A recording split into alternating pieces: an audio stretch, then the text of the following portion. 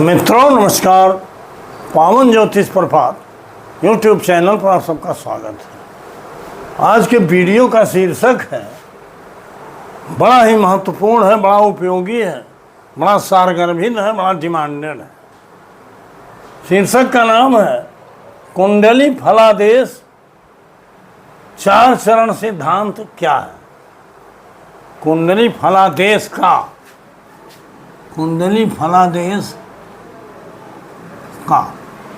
4 चरण सिद्धांत क्या है, कैसे जाने। Accurate explanation of KP 4 step theory. अंग्रेजी में आपने सुना होगा केपी 4 स्टेप थ्योरी, जिसका हिंदी है 4 चरण सिद्धांत। केपी 4 चरण सिद्धांत। स्टेप माने चरण, कदम। मित्रों बड़ा महत्वपूर्ण है, और ये क्या है, कैसे जाना, एक्यूरेट एक्सप्लेनेशन इस वीडियो में प्रस्तुत है। क्या आप सब जानना नहीं चाहते हो कि कृष्णमूर्ति पद्धति यानी केपी में फल कथन के लिए जो 4 स्टेप थ्योरी है, ये कितना महत्वपूर्ण है, ये कैसे काम करता है, और अगर आप इसको जान गए, आप निश्चित जानना चाहते हो, जान गए तो आप बड़ी आसानी से अपने कुंडली का फलादेश कर सकते हैं, उसका विश्लेषण कर सकते हैं, उसका प्रेडिक्शन कर सकते हैं, और अपने मित्रों का भी कर सकते हैं। तो कितनी बड़ी कामयाबी आपको हासिल होगी। इस नाते आज इस बिंदु को मैं दे रहा हूँ, इस शीर्षक को दे रहा हूँ। आपसे आग्रह है कि वीडियो पूरा देखिए, स्किप करके मत भगाइए। 1-2 मिनट देखेंगे या आधे अंत देखेंगे, कुछ नहीं, पूरा वीडियो देखिए। वीडियो पसंद आवे तो लाइक जरूर करिए, शेयर भी करिए, साथ ही वीडियो को सब्सक्राइब करिए, हाइप कीजिए, और कमेंट भी लिखिए। प्यारा कमेंट लिखिए, मैं उसका जवाब जरूर देता हूँ। आइए मेन टॉपिक पे चलते हैं। हम कभी कभी बर्थ डिटेल देते हैं, और कभी बिना बर्थ डिटेल के भी वीडियो बनाते हैं, क्योंकि जब हम किसी का बर्थ डिटेल देते हैं तो उसका गणित पक्ष में आप कंफ्यूज भी हो जाते हो। ये नाते आपकी सुविधा के लिए कभी कभी थोड़ा वीडियो लंबा बना के उसका डिटेल गणित देते हैं, और कभी कभी केवल जो नेचुरल कुंडली, कुदरती या नैसर्गिक कुंडली मेष लग्न की है, यही दे करके इस पर बताते हैं, समझाते हैं। आइए अपने मेन उद्देश्य पर, कि आज का प्रसंग है कुंडली फलादेश का 4 चरण सिद्धांत, जिसको अंग्रेजी में आप बहुत सुने होंगे केपी 4 स्टेप थ्योरी। मान लीजिए फलादेश के लिए जीवन की एक घटना हम ले लेते हैं, इसी में पूरा वीडियो टाइम मिल जाए। विवाह। विवाह को आप जानते हो 7वें भाव से देखा जाता है, लेकिन कृष्णमूर्ति पद्धति में जो भाव समूह है, इनका महत्व ज़्यादा है, और इसको देखने के लिए 2 स्टेप और है। पहला स्टेप तो यह है कि विवाह लिखा है, विवाह होना कि नहीं, शादी होगा कि नहीं, इसी तरह से कोई घटना आपके जीवन में होगी कि नहीं, कुंडली के 12 भाव से संबंधित प्रमुख और सहायक भावों को जान के आप निर्णय कर सकते, वो भाग्य में लेके आप आए हो कि नहीं। जैसे विवाह रूपी घटना है, तो यहाँ हम पहले ये देखते हैं कि कुंडली के ये 7वां भाव है।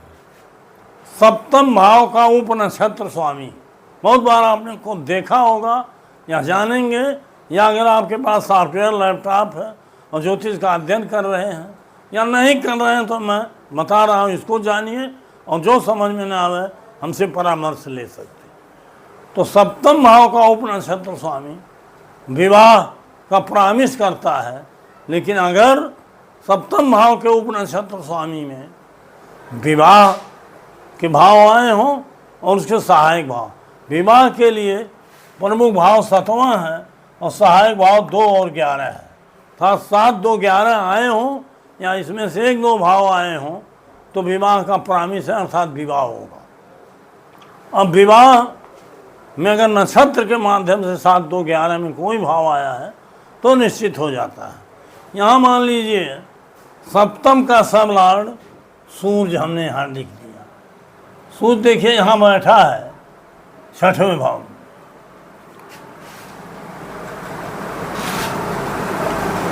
सूर्य बैठा है 6वें में, यहाँ देखिए कुंडली में 6वें में बैठा है। सूर्य में 6, 3, 6 है, अर्थात 6वें में बैठा है और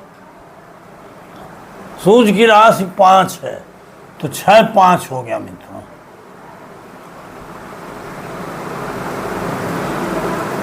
सूर्य में 6, 5 आया। देखिए 6वें में बैठा है, 5वें में उसकी राशि है। सूर्य बैठा है कन्या राशि में चंद्रमा के नक्षत्र। चंद्रमा कहाँ है? देखिए 11वें है और उसकी राशि चौथे है तो चंद्रमा में 11 और 4 आ गया। सूर्य में देखिए सप्तम भाव का सम्राट सूर्य स्वयं के द्वारा 7, 2, 11 नहीं बता रहा है, नक्षत्रेश के माध्यम से 11 है। इसका मतलब शादी का प्रॉमिस कर रहा है। अब शादी कब होगा? शादी तो होगा जब ग्रह की दशा, महादशा जो होगी उसकी अंतरदशा प्रत्यंत, जिसमें 7, 2, 11 भाव आए हों। तो मित्रों यहाँ आप देखिए, यहाँ भी सूर्य में 7, 3, 6 लिखा है, होना चाहिए 7, 5 कर देना। मान लीजिए बृहस्पति की दशा है, बृहस्पति का अंतर है, बृहस्पति का प्रत्यंत माना गया है। अब बृहस्पति शादी कराएगा कि नहीं? यहाँ अब सप्तम के सबलाड को जो हमने देखा तो उप नक्षत्र स्वामी और उसके नक्षत्र को देखा। उप नक्षत्र स्वामी प्लैनेट्स सिग्निफिकेटर में भी होता है और कस्पल सिग्निफिकेटर, मतलब दोनों जगह अगर भाग्य में लेके आए हो कि नहीं तो केवल उप नक्षत्र स्वामी उस भाव का देखना है जो कार्य आपको देखना है। यहाँ हमने उप नक्षत्र स्वामी देखा, उसके नक्षत्र को देखा और यहाँ हमको 4 स्टेप माने 4 स्टेप देखना। 4 चरण में हम देखेंगे तब हमको पता चलेगा कि विवाह का योग है कि नहीं। 4 चरण क्या है? 4 चरण, पहला स्टेप है, देखिए जब कहीं यात्रा करते हैं तो 4 स्टेप माने 4 कदम पर उसका मंजिल है। तो पहला स्टेप क्या है? ग्रह स्वयं है। दूसरा स्टेप है ग्रह का नक्षत्र का स्वामी किस नक्षत्र में है, वो नक्षत्र स्वामी क्या बता रहा। तीसरा स्टेप है ग्रह का उप नक्षत्र या उसका उप नक्षत्र स्वामी और चौथा चरण या स्टेप है उप नक्षत्र स्वामी का नक्षत्र। तो यहाँ देखिए, यहाँ तो उप नक्षत्र हम बताए ही, अब यहाँ एक ग्रह बता रहे हैं गुरु के माध्यम से। गुरु में 4 स्टेप है और इस स्टेप को आप समझ गए, 4 स्टेप को, इसी जरूरत कुंडली के हर जगह फल में लगती है। क्योंकि कुंडली का कोई फल है तो वो फल ग्रहों के माध्यम से ही मिलता है। अब ग्रह जो बता रहा है वही फल मिलेगा, लेकिन उसको 4 स्टेप में देखिए तब मिलेगा। केवल ये कह देना कि अमुक राशि में है, उच्च में है, केंद्र में है, त्रिकोण में है, इससे फल नहीं मिलता है। ये बार बार मैं बता चुका हूँ। और केवल राशि और भाव ऊंच नीच के आधार पर फल कहने वाले बहुत संख्या में लोग हैं, लेकिन किसी की कुंडली में वो फल मिलता नहीं है, कहीं न कहीं वो मिथ्या है, आपको बताते हैं। यहाँ हम आते हैं, यहाँ देखिए बृहस्पति स्वयं के द्वारा क्या बता रहा है, अपने नक्षत्रेश के द्वारा क्या बता रहा है, बृहस्पति का उप नक्षत्र स्वामी कौन है क्या बता रहा है, और उप नक्षत्र का नक्षत्रेश का। 4 चरण अभी यहाँ समझ जाएंगे। पहला चरण है गुरु, मान लीजिए स्वयं है महादशा स्वामी, यहाँ अंतर प्रत्यंतर है, तो गुरु अपने द्वारा क्या बता रहा है। यहाँ देखो गुरु कहाँ बैठा है, गुरु देखो चौथे भाव में, चौथा भाव हमने लिखा। गुरु की एक राशि 9वें भाव में, एक राशि 12वें, 4, 9, 12 हो गया। गुरु बैठा है बुध के नक्षत्र, कर्क में देखो बुध का नक्षत्र होता है, हमने कुछ गलत नहीं लिखा। तो बुध के नक्षत्र में बैठा है, तो बुध क्या क्या बता रहा है? बुध देखिए यहाँ 7वां बता, बुध में 7 है, बुध की एक राशि तृतीय भाव में है, दूसरे राशि छठ है, 7 3 6 बता रहा। अब उसके बाद तीसरा स्टेप है, गुरु का उप नक्षत्र स्वामी सूर्य है। यहाँ देखो सूर्य 7 5 बता रहा, 7 5 नहीं, सूर्य 6वें में, यहाँ विकल्प सही में सूर्य 6वें में, सूर्य 6 5 बता रहा है।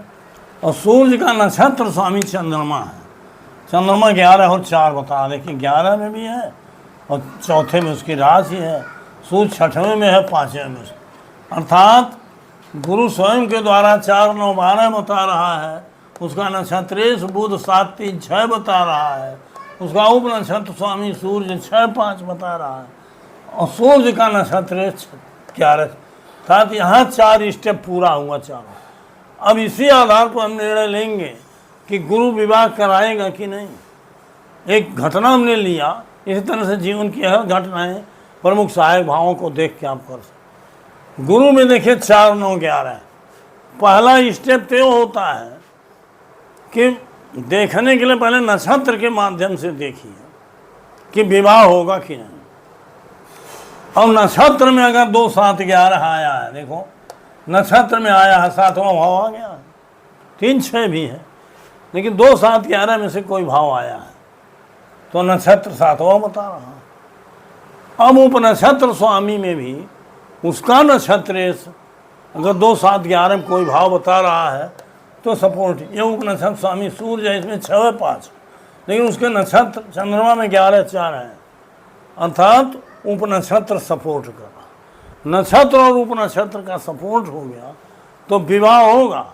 लेकिन सूर्य गुरु जो है विवाह कराएगा कैसे? माध्यम कौन बनेगा? माध्यम में देखो चौथा स्थान है, चौथा स्थान से क्या देखा जाता है? माता, माता माध्यम बन गई। 9वें स्थान से क्या होता है? पिता, मतलब माता पिता के माध्यम से। और 12वां स्थान क्या होता है? 12वां स्थान तो विदेश भी हो सकता है, 12वां स्थान तो जेल हो सकता है, अस्पताल हो सकता है, लेकिन थोड़ा दूर का माध्यम होगा। और इन्वेस्ट व्यय, 12वां माने व्यय, अर्थात खर्चा ज़्यादा करके तभी विवाह संपन्न हो। तो 4 9 12 ये माध्यम है, ये फल नहीं है। फल तो है नक्षत्र के बाद, जो 7वां भाव बता रहा है शांति विवाह कराएगा। और इसमें भी अगर उप नक्षत्र स्वामी और उसके नक्षत्रेश में 11वां न आया होता तो भले नक्षत्र में इसके 7वां आया विवाह, अर्थात ये बृहस्पति इस आदमी का विवाह कराएगा। और इसकी गहराई में जा कर के व्याख्या करने पर बहुत कुछ जाना जाता, एक एक पॉइंट जाना जा सकता। इसलिए मित्रों, कुंडली फलादेश के लिए इससे बेहतर पद्धति कोई नहीं है। इसको मैं आज बता रहा हूँ, आप इसको निश्चित रूप से जान लीजिए कि ये 4 स्टेप थ्योरी बड़ी कारगर है कुंडली के फलादेश के लिए। और कुंडली फलादेश का जीवन की किसी घटना के लिए, किसी इवेंट की जानकारी आप कस्पल सिग्निफिकेटर से जानिए, भाग्य में है कि नहीं। उसके बाद प्लेनेट से सिग्निफिकेटर, प्लेनेटरी सिग्निफिकेटर से ये जान लीजिए घटना कब होगी। और घटना होने के लिए 4 स्टेप आप देख लीजिए, तो आप किस महीने में होगी, यहाँ तक कि दिन और तारीख तक निकाल सकते हो। बहुत वीडियो में हमने बताया भी है, और कभी हम देंगे कि कैसे घटनाएं घटित होती हैं, फिर देंगे। तो मित्रों, हम 4 स्टेप के फिर 4 स्टेप थ्योरी पर और भी वीडियो दिए हैं, विस्तार से व्याख्या दिए हैं। अगर आप इसको कायदे से समझ गए, देख लिए, तो आप भी एक निपुण कुशल ज्योतिषी हो जाओगे। फिर ज्योतिष में आपका कोई पछाड़ नहीं सकता, किसी से पराजित नहीं होगे, बल्कि सब पर अपना प्रभाव डाल दोगे, क्योंकि गुण के ग्राहक सभी लोग हैं। और आपकी कीर्ति बढ़ेगी और आपका जस बढ़ेगा। और इस तरह से मित्रों, ज्योतिष को अगर सीख लिए, एक तो 4 स्टेप थ्योरी है, लेकिन मैं हर वीडियो में जो भी बताता हूँ उसको अगर आप A to Z सीख लीजिए, देख लीजिए, तो बड़े काम की चीज़ है। ऐसा कोई नहीं बताता, मेरी गारंटी है।